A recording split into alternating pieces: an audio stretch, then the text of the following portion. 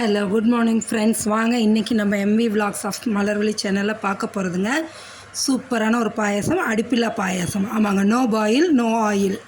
அதாவது பாதாம் பிசின் வச்சு சூப்பரான ஒரு பாயாசம் செஞ்சு காமிக்கிறேங்க. இந்த பாதாம் பிசின் எதுக்கு ரொம்ப நல்லதுன்னா, நம்ம உடம்பை ரொம்ப குளிர்ச்சியாக வச்சுக்கூடியதுங்க. அதே சமயம் வெயிட் லாஸ் பண்ணணுன்னு நினைக்கிறவங்களும் இதை எடுத்துக்கலாங்க. வெயிட் கெயின் பண்ணுறவங்களும் எடுத்துக்கலாம். வெயிட் லாஸ் பண்ணுறவங்க பால் ஊற்றி குடிக்கக்கூடாது. வெயிட் கெயின் பண்ணணுன்னு நினைக்கிறவங்க பால் ஊற்றி குடிக்கலாம். பாருங்கள், இப்போ இதை நம்ம எப்படி செய்யலான்னு பார்க்கலாம்.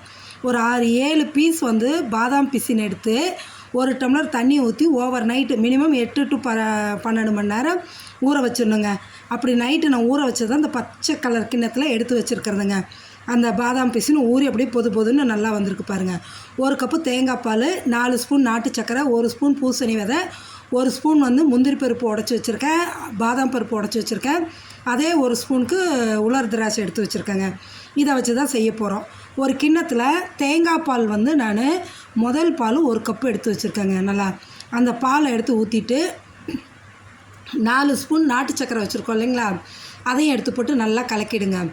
சக்கரை நல்லா நாட்டு சக்கரை கரைஞ்சதும் இந்த பாதாம் பிசின் ஊறுனதை பாருங்கள், எந்த அளவு ஊறி வந்திருக்கு பாருங்கள். அந்த சின்ன சின்ன பீஸ் தான் இந்த அளவு ஊறி வந்திருக்கிறது. இதை நான் அப்படியே போட்டு தான் கலக்கிக்கிறேங்க. ஒரு சிலருக்கு இது அப்படியே போட்டு கலக்கும்போது அது ஒரு மாதிரி திரியாக இருக்கிற மாதிரி பிடிக்கலன்னு நினச்சிங்கன்னா மிக்ஸி ஜாரில் போட்டு ஒரு ஓட்டு எடுத்துட்டிங்கன்னா நைஸாக வந்துடும். அது நம்ம சாய்ஸ். நான் எப்பொழுதும் இப்படி தான் போட்டுக்குவேன். இப்படியே போட்டு நல்லா கலக்கிட்டு நம்ம நட்ஸ் எல்லாம் வச்சுருக்கோம் இல்லைங்களா, அந்த பூசணி விதை, முந்திரி பருப்பு, பாதாம் பருப்பு, உலர் திராட்சை, இது எல்லாத்தையும் இதில் எடுத்து போட்டுடுங்க. போட்டுட்டு நல்லா கலக்கிட்டிங்கன்னா இப்போ சூப்பரான பாதாம் பிசின் பாயாசம் ரெடிங்க. அடுப்பில்லாத பாயாசம்.